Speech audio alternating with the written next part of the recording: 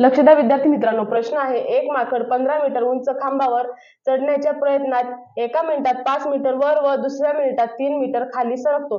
असे करताना तो किती मिनिटात खांबाचे टोक गाठेल?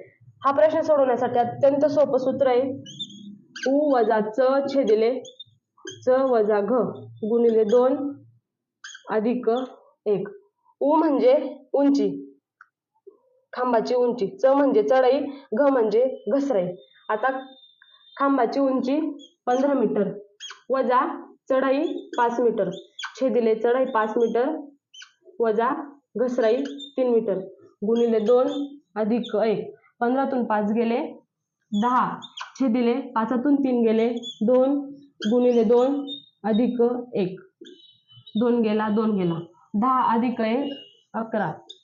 तर तो 11 मिनिटात खांबाचं टोक गाठेल. धन्यवाद.